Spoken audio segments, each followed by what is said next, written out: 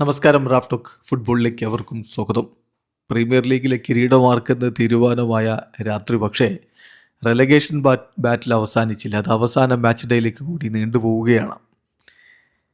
Chelsea Tottenham ഹോട്ട്സ്പറിനെ തോൽപ്പിച്ചതോടുകൂടി Tottenham ഇപ്പോൾ relegation സോണിന് തൊട്ട് മുകളിലാണെങ്കിലും എന്തും സംഭവിക്കാം. അവസാന മാച്ച് ഡേയിൽ വെസ്റ്റ് സർവൈവ് ചെയ്യണമെങ്കിൽ അവർ ലീഡ്സിനെ പരാജയപ്പെടുത്തുകയും സ്പേഴ്സ് എവേർട്ടിനോട് തോൽക്കുകയും ചെയ്യണം. സോ ഫൈനൽ ഡേയിൽ കാര്യങ്ങൾ വളരെ ആകാംക്ഷയിലേക്ക് മാറുന്നു എന്നർത്ഥം. നിലവിൽ 37 കളി 38 പോയിൻ്റ്, സ്പേഴ്സ് 17ാം സ്ഥാനത്ത്, just above the relegation zone.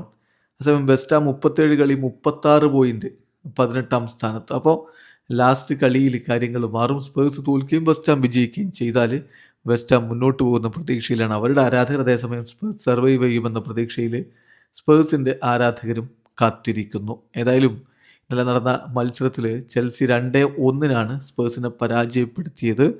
Enzo ഫെർണാണ്ടസിൻ്റെ ഒരു കിടിലൻ ഗോൾ ഉണ്ടായിരുന്നു. വാവ്, ഒരു സ്റ്റണ്ണിങ് ഗോൾ. വേൾഡ് കപ്പിനുള്ള കൃത്യമായ വാമപ്പ് എന്ന് പറയേണ്ടി വരും. അത്തരത്തിലൊരു ഗോളിലൂടെ അദ്ദേഹം ചെൽസിയെ മുന്നിലെത്തിച്ചു. പിന്നെ ആൻഡ്രി സാൻഡോസിൻ്റെ ഗോള്. ആൻഡ്രി സാൻഡോസ് രണ്ടാം പകുതിയിൽ 66ാമത്തെ മിനിറ്റിൽ ഗോളടിച്ചു എന്ന് പറഞ്ഞാൽ Carlo Ancelotti Brazil world cup സ്ക്വാഡിൽ അദ്ദേഹത്തെ ഉൾപ്പെടുത്തിയിട്ടില്ല.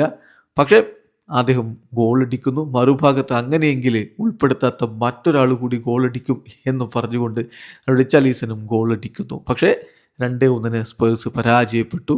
ഇനി സ്പേഴ്സിൻ്റെ ഭാഗധേയം നിർണ്ണയിക്കപ്പെടുക അവസാന ദിവസത്തിലായിരിക്കും. ചെൽസി ഏതായാലും 37 കളി 52 പോയിന്റുമായിട്ട് 8ാം സ്ഥാനത്ത് നിൽക്കുന്നു. വീഡിയോ അവസാനിക്കുന്ന ഫുട്ബോൾ ലോകത്തെ കൂടുതൽ വിശേഷങ്ങളുമായി റാഫ്റ്റോക്സ് എഴുതാം.